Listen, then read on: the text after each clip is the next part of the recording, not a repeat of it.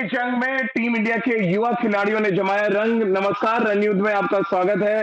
मैं हूं राजीव मिश्रा। सीरीज के आखिरी मुकाबले में भारतीय टीम ने दक्षिण अफ्रीका को चारों खाने चित करते हुए न सिर्फ दिल्ली का दंगल जीता बल्कि सीरीज भी अपने नाम करने में कामयाब रहे। एक और ऐसी सीरीज जहां पर सीरीज का पहला मैच हार गई थी भारतीय टीम और उसके बाद लगातार बैक टू बैक दोनों मैचेस जीतकर भारतीय टीम ने इस बात के फिर संकेत दे दिए कि व्हाइट बॉल क्रिकेट में खासतौर से भारत के चाहे सीनियर खिलाड़ी हो चाहे जूनियर खिलाड़ी हो, ये सभी कमबैक किंग के रूप में अपनी पहचान बनाने के लिए बेताब रहते हैं। इस शानदार जीत में इस बार बड़ा योगदान था भारतीय गेंदबाजों का, खासतौर से जिस तरह की गेंदबाजी कुलदीप यादव ने की दिल्ली के दंगल में। 4 विकेट उन्होंने हासिल किए। सिराज और शहबाज अहमद ने भी शानदार प्रदर्शन किया। और कुल मिलाकर अगर आप रांची का मैच याद करें तो वहां पर भारतीय बल्लेबाजों का बोलबाला देखने को मिला था।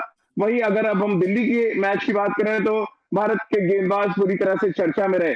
और इस जीत के इसलिए भी बहुत मायने हैं क्योंकि भारत के लिए जिस तरह से मैच जीतना न सिर्फ जरूरी था बल्कि सीरीज जीतना भी उतना ही जरूरी था। और ये सीरीज उस टीम के खिलाफ थी जो वर्ल्ड कप में अपनी पूरी ताकत के साथ जाएगी और वही टीम भारत के युवा खिलाड़ियों के खिलाफ खेल रही थी, यानी कि दक्षिण अफ्रीका की हम बात करें, तमाम सुपरस्टार्स बड़े बड़े सितारे इस टीम में थे, लेकिन इस टीम को हमारे युवा खिलाड़ियों ने शानदार प्रदर्शन करते हुए न सिर्फ चित किया बल्कि इस बात के संकेत दिए कि 2023 वर्ल्ड कप के लिए भारत के युवा खिलाड़ी भी अपना पूरा दावा पेश करेंगे। इस शानदार जीत पर बातचीत करने के लिए हमारे क्रिकेट एक्सपर्ट्स हमारे साथ जुड़ेंगे, खासतौर से पूर्व क्रिकेटर और सिलेक्टर सबा करीम इस समय हमारे साथ जुड़ चुके हैं। सबा भाई, कितना बड़ा मुकाबला, कितना इंपॉर्टेंट मुकाबला आप देख पा रहे हैं इसको, जिस तरह से भारतीय गेंदबाजों ने सिर्फ 99 रनों पे आउट किया दक्षिण अफ्रीका को और उसके बाद सीरीज अपने नाम की, हालांकि 3 विकेट जरूर गिर गए लेकिन ओवरऑल युवा खिलाड़ियों ने अपना इम्पैक्ट डाला। आप किस तरह से देखते हैं इस सीरीज जीत को? ये कमांडिंग जीत है राजीव, क्योंकि पहला एक दिवसीय मैच हारने के बाद जिस तरह से भारतीय टीम ने वापसी की है वो सराहनीय है। इसमें बल्लेबाजी अच्छी रही है, इसमें गेंदबाजी कमाल की देखने को मिली है। कई सारे नए नए प्लेयर्स को देखा है हम लोगों ने श्रृंखला में। शाहबाज अहमद को मौका मिला है, उन्होंने अच्छी गेंदबाजी की। श्रेयस अय्यर का वापस वो फॉर्म में आना, शतक लगाना, ईशान किशन का वापसी में आना, वापस जी। आकर रन बनाना इसके पहले वाले मुकाबले में। उसके साथ साथ संजू सैमसन का फिर से वही स्ट्रोक मेकिंग जो एबिलिटीज है वो नजर आना। कुलदीप यादव लगातार ये दर्शा रहे हैं कि अभी भी वो रेकनिंग में रहेंगे चयनकर्ताओं के लिए। फिर से उन्होंने 4 विकेट लिया। मुझे लगता है कई सारे इम्प्रूवमेंट्स, कई सारे सकारात्मक एरियाज हैं यहाँ पर भारतीय टीम के लिए, तो बहुत बड़ी बात है। इसके पहले भी आपको याद होगा कि दक्षिण अफ्रीका के लिए श्रृंखला बहुत जरूरी थी, कि वर्ल्ड कप क्वालिफाइंग के लिए खेल रहे हैं इस समय, और यहाँ पर उनका हारना बहुत बड़ा झटका है ये दक्षिण अफ्रीका के लिए। बिल्कुल। और सबा भाई, मैं दक्षिण अफ्रीका की टीम पे नजर डाल रहा था। एक ऐसी टीम जिसके पास क्विंटन डिकॉक है, एक ऐसी टीम जिसके पास बउमा है, एक ऐसी टीम जिसके पास रीजा हेंड्रिक्स है, फिर अगर हम बात करें मैक्रिम है, कार्लसन है, डेविड मिलर है। ऐसी टीम को आप 99 रन पे आउट कर देते हैं, तो अपने आप में एक बड़ा अचीवमेंट। और शायद इसी वजह से अगर हम देखें पहली बार शायद होगा पिछले कुछ सालों में कि मैन ऑफ द मैच भी गेंदबाज हो और मैन ऑफ द सीरीज भी गेंदबाज हो, यानी कि कुलदीप यादव 4 विकेट लेकर मैन ऑफ द मैच बनते हैं और मोहम्मद सिराज अपनी शानदार गेंदबाजी की वजह से मैन ऑफ द सीरीज का खिताब जीतते हैं। वही भारतीय विकेटों पर राजीव, जहां जहां मैचेस हुए हैं सबके सब जो विकेट मिले हैं वहां पर वो कंड्यूसिव रहे हैं बल्लेबाजी के लिए। कोटला का विकेट आपको भली भांति मालूम है कि काफी अच्छा रहता है बल्लेबाजों के लिए, पर आज इस विकेट में थोड़ी बहुत ग्रिप थी, इसका फायदा मिला कुलदीप यादव को। पर इस विकेट पर मोहम्मद सिराज की नई बॉल से जो गेंदबाजी रही उसी वजह से कमर एक तरह से टूट सी गई दक्षिण अफ्रीका की, और वहां से दक्षिण अफ्रीका वापसी कर नहीं पाया। ये एक फुल स्ट्रेंथ साइड है राजीव दक्षिण अफ्रीका की।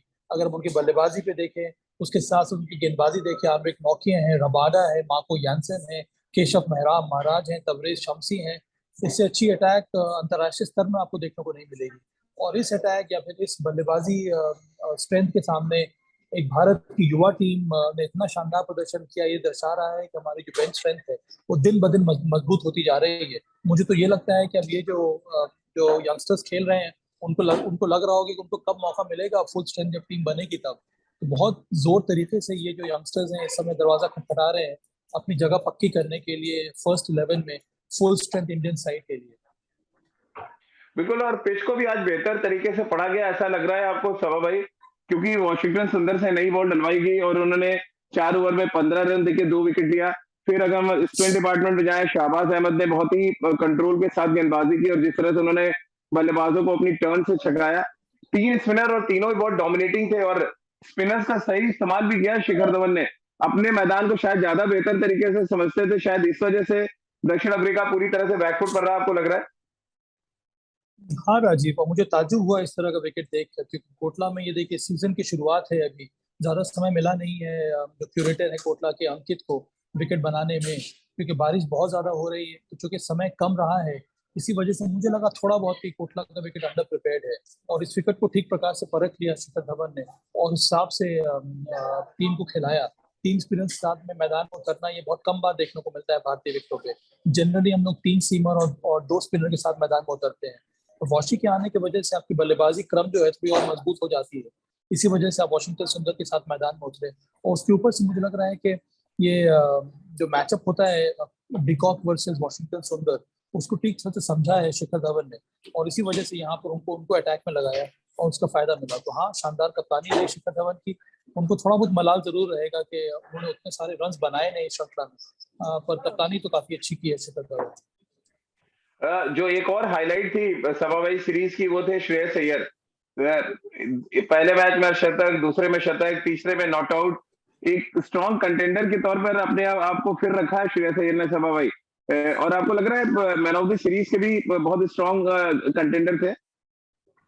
जरूर हुए होंगे, पर वाइट बॉल क्रिकेट में जहां पर बल्लेबाजों का बोलबाला रहता है, विशेष करके पहले 2 एक दिवसीय मैचेस में, अगर वहां पर गेंदबाजी अच्छी हुई तो आजकल ये ट्रेंड सा देखने को मिला है कि व्हाइट बॉल क्रिकेट में मैन ऑफ द सीरीज या मैन ऑफ द मैच जो है वो ज्यादातर बॉलर्स को दिया जाता है। इसी वजह से मोहम्मद सिराज को यहाँ पर मैन ऑफ द सीरीज दिया गया। पर हाँ, श्रेयस अय्यर ने फिर से ये इस प्रकार के रन बनाकर अपने आप को कंटेंशन में रखा है। देखिए, वो टेस्ट मैच को तो खेल ही रहे हैं, अब उनका प्रयास है कि व्हाइट बॉल क्रिकेट में भी उनको मौका मिले, फुल स्ट्रेंथ टीम भारतीय टीम चुनी जाए तब।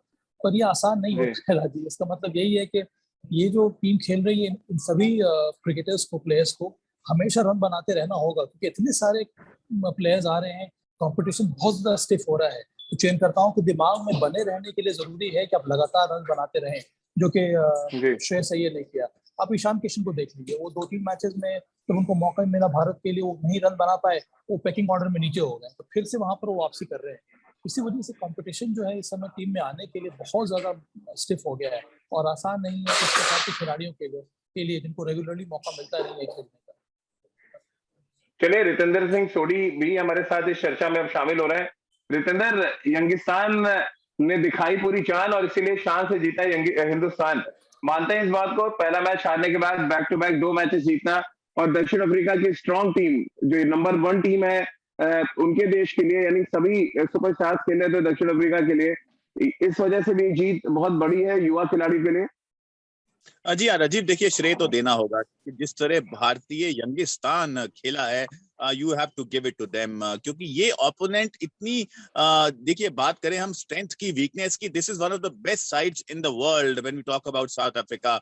इनके अगर टैलेंट की बात करें, इनकी मेहनत की बात करें, हमेशा बकमाल रहती है। लेकिन जिस तरह भारतीय टीम खेली है, जिस तरह युवा प्रतिभा ने अपना जौहर दिखाया है, ईशान किशन की बात करें, श्रेयस अय्यर की बात करें, I think they have been blazing all cylinders. और अभी साबा ने बिल्कुल सही कहा राजीव, देखिए अब समय आ गया है, कंपटीशन टफ है, और जब कंपटीशन टफ होता है you got to keep performing day in day out. अब श्रेयस अय्यर को अपनी फॉर्म को बरकरार रखना होगा। ईशान किशन को पहले बहुत मौके मिले हैं, लेकिन अब जिस तरह उन्होंने बल्लेबाजी की है पिछले मैच में, वो उनका देखिए, उनका टैलेंट को बयान करता है। अपने टैलेंट को जस्टिफाई नहीं कर पा रहे थे, लेकिन पिछले नॉक ने दिखाया है कि he has it in him. तो जी हाँ, बहुत बढ़िया शुरुआत है और यंगिस्तान अपना जौहर दिखा रहा है। बिल्कुल, और इसी वजह से मैंने सभा भाई से भी ये सवाल किया कि इंडियन पिचेस पे अगर भारतीय तेज गेंदबाज मैन ऑफ द सीरीज हो रहा है तो उसकी क्वालिटी को दर्शाता है। आपको लग रहा है काउंटी खेलकर जो सिराज लौटे उससे उनका कॉन्फिडेंस वापस आया?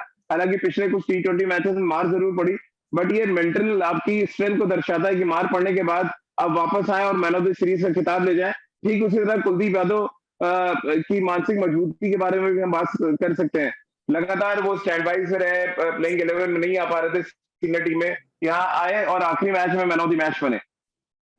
जी हाँ, बिल्कुल राजीव। देखिए, मोहम्मद सिराज बहुत जबरदस्त खिलाड़ी हैं, बहुत दम से खेलते हैं, लेकिन फिर अगर हम उनकी फॉर्म की बात करते हैं, हाल में ऊपर नीचे रही है। लेकिन जैसे आप बात कर रहे हैं काउंटी क्रिकेट हमेशा आपको हेल्प करती है, बहुत बड़ा कंपटीशन होता है। अगर आप वहां पे अच्छा करके आते हैं, आपका मनोबल ऊपर रहता है, और वो नजर आया है मोहम्मद सिराज का। तो जी हाँ, मुझे पूरा भरोसा है, अगर ऐसी फॉर्म को वो जारी रखते हैं, जैसे उन्होंने ऑस्ट्रेलिया में बॉलिंग की थी, राजीव हमें याद है, वहां पे हमें सीरीज जिताई थी, लेकिन उसके बाद थोड़ा डाउनफॉल आया है। लेकिन अब ऐसी बॉलिंग से डेफिनेटली यस, उनकी फॉर्म नजर आ रही है, उनकी फिटनेस नजर आ रही है, और मुझे पूरा भरोसा है, अगर हम 50 ओवर फॉर्मेट की बात करते हैं, he can be one of the certainties. अगर हम फास्ट बॉलिंग लाइनअप की बात करते हैं, क्योंकि अब यहाँ पे कंपटीशन बहुत है। अगर आप अपनी जगह छोड़ेंगे, अर्शदीप तैयार है, आविश खान तैयार हैं, प्रसिद्ध कृष्णा तैयार हैं, तो बहुत से बॉलर्स हैं। So you got to keep proving yourself every day. बिल्कुल सवा भाई, 3 मैचेस, तीनों में रिजल्ट अलग अलग जरूर थे। दक्षिण अफ्रीका पहला मुकाबला 10 रन से जीत गया, संजू सैमसन ने बहुत कोशिश की। फिर दूसरे मुकाबले में श्रेयस अय्यर और ईशान किशन ने मैच को एक तरफा कर दिया, और तीसरे मैच में गेंदबाजों ने, कौन से मैच में आपको लग रहा है ज्यादा क्रेडिट बल्लेबाजों को जाएगा, और गेंदबाज किस तरह से महफिल लूटते नजर आए इस पूरी सीरीज में? किसको आप ज्यादा क्रेडिट देंगे? भारतीय गेंदबाजों को ज्यादा क्रेडिट देंगे सीरीज जीतने का, जो हमारे युवा गेंदबाज थे, या हमारे युवा बल्लेबाज जिन्होंने फाइट बैक किया रांची में और सीरीज में वापसी कराई?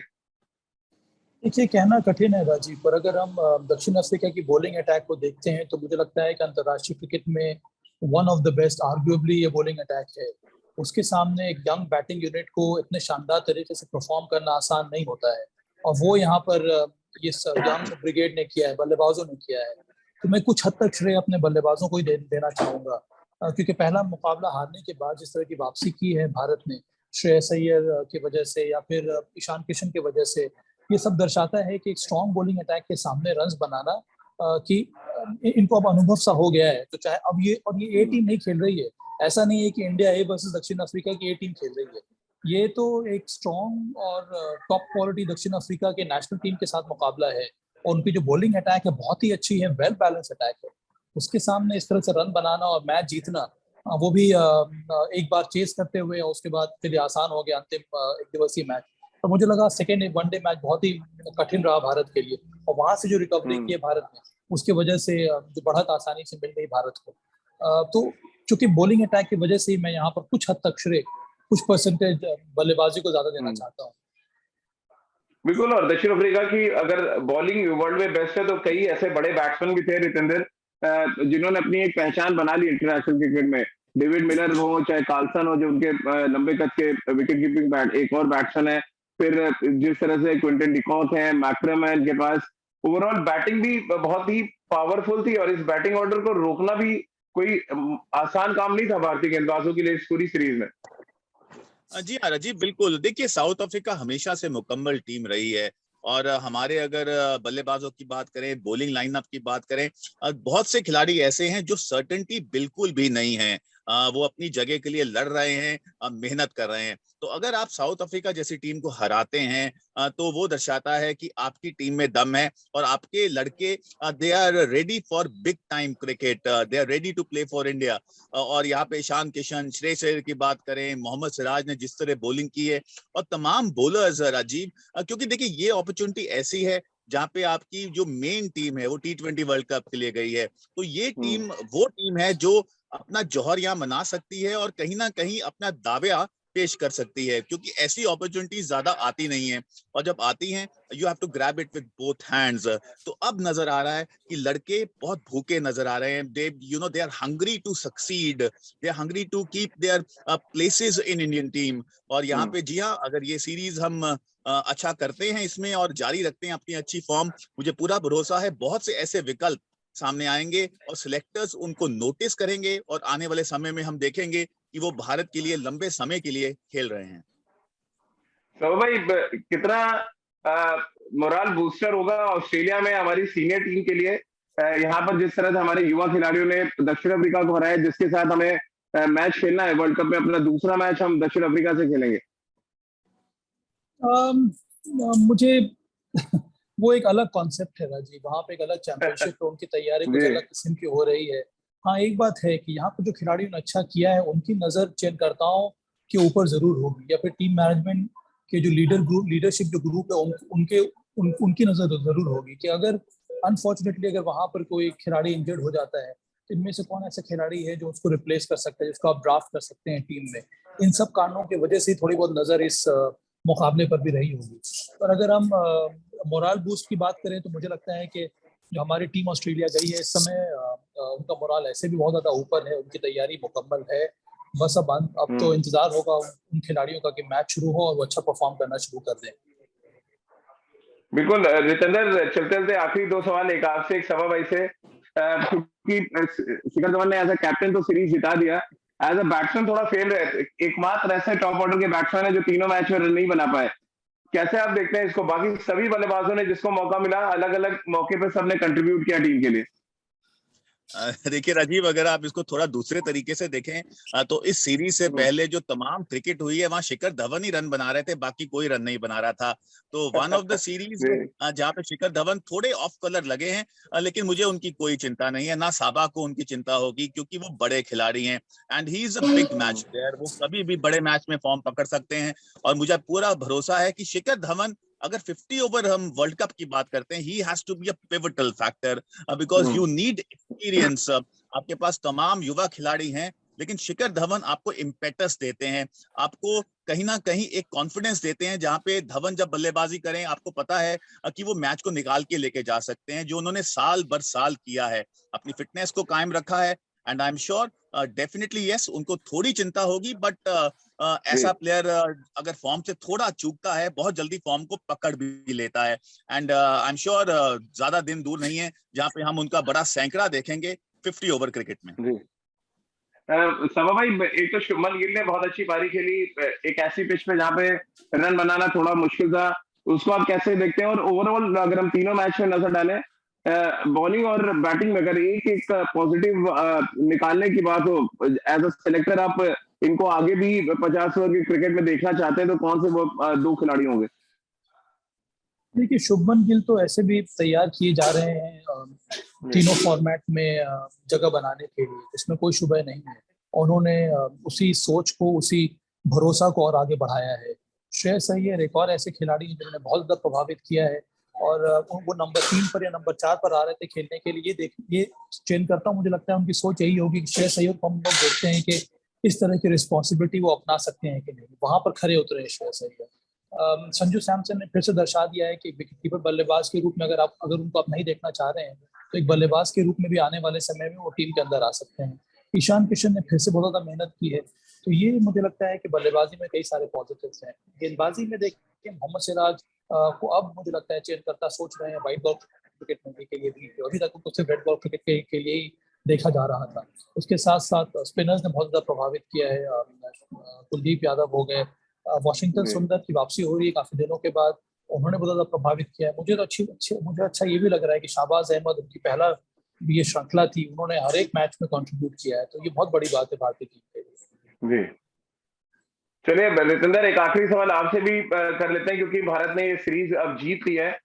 जैसे कि सवा भाई ने अलग अलग प्लेयर्स के बारे में बात की, तो आपके लिए वो दो खिलाड़ी कौन से हैं जो आपको लग रहा है अगले जो 50 ओवर की क्रिकेट है उसके लिए अपना दावा पेश करेंगे? राजीव, मुझे यहाँ मोहम्मद सिराज से बहुत उम्मीदें हैं, क्योंकि इनके पास गति है और मिश्रण बहुत बढ़िया है। सिराज को लेके सिलेक्टर्स थोड़े से परेशान हो गए रितेंद्र, क्योंकि इंग्लैंड से बुलाया गया उनको वर्ल्ड कप स्क्वाड ज्वाइन कराने के लिए, फिर उनको स्टैंड बाय कर दिया गया और मोहम्मद शमी को भेज दिया गया। अब वही Siraj man of the series बन गए दक्षिण अफ्रीका के खिलाफ। जी हाँ, बिल्कुल राजीव। देखिए, अगर आप मेहनत करते हैं, अपना जज्बा जारी रखते हैं, तो रिजल्ट्स आते हैं, और मोहम्मद सिराज उसकी एक जीती जागती मिसाल हैं। देखिए, हिम्मत नहीं छोड़ते हैं, इनकी बॉलिंग में एक अलग एनर्जी है, और फॉर्म अब बड़ी पकड़ ली है, तो definitely he is a big prospect for the future अगर हम 50 ओवर क्रिकेट की बात करते हैं। और ईशान किशन का रन बनाना ये बहुत हार्टनिंग है, बिकॉज ये लड़का बड़ा प्लेयर है, ये किसी भी दिन मैच को बदल सकता है। तो जिस तरह बल्लेबाजी की है, इनके लिए इंपॉर्टेंट है कि he has to hit form regularly, consistent रहना होगा। Consistency has to be his forte, क्योंकि इस लड़के में मैच को तब्दील करने की ताकत है। अगर परिस्थितियां विपरीत हों, भारतीय टीम नीचे लगी हो, ये किसी भी दिन मैच को आगे बदल सकता है। आस्किंग रेट 20 का भी हो, इसमें दम है अपने दिन मैच को बदलने का। तो जी हाँ, his form has been brilliant और मुझे पूरा भरोसा है ईशान किशन और Mohammed Siraj can serve Indian cricket in 50 over format for long time to come. चलिए रितेंद्र, बहुत बहुत शुक्रिया आपका। सबा भाई, आपका भी बहुत बहुत शुक्रिया हमारे साथ जुड़ने के लिए और इस पूरी सीरीज का एनालिसिस करने के लिए। सबा भाई और रितेंद्र दोनों ही मान रहे हैं कि मोहम्मद सिराज के साथ साथ ईशान किशन का फॉर्म बहुत सराहनीय रहा और जिस तरह का योगदान श्रेयस अय्यर ने दिया वो बहुत काबिल तारीफ है। लेकिन मेरे लिए जो सबसे बड़े इंपॉर्टेंट किरदार में नजर आए वो थे संजू सैमसन। टैलेंट उनके पास बहुत है, लेकिन इस प्रतिभा को वो प्रदर्शन में तब्दील नहीं कर पा रहे थे और कंसिस्टेंट नहीं थे। लेकिन इस दौरे पे न सिर्फ वो कंसिस्टेंट रहे, 2 बार नॉट आउट रहकर उन्होंने बल्लेबाजी की और साथ ही इस बात के संकेत दिए कि 2023 वर्ल्ड कप के लिए एज अ बैट्समैन वो एक बड़े दावेदार होंगे अपनी टीम में जगह बनाने के लिए। कुल मिलाकर एक यादगार सीरीज का समापन हुआ जहां हमारे युवा खिलाड़ियों ने दक्षिण अफ्रीका की मजबूत टीम को हरा दिया और साथ ही इस युवा टीम ने अपनी सीनियर टीम को प्रेरित किया कि आधी ताकत के साथ अगर वो दक्षिण अफ्रीका को हरा सकते हैं तो हमारी सीनियर टीम वर्ल्ड कप तक क्यों नहीं पहुंच सकती। तो चलिए इसी उम्मीद के साथ आज की हमारी इस खास पेशकश में फिलहाल इतना ही।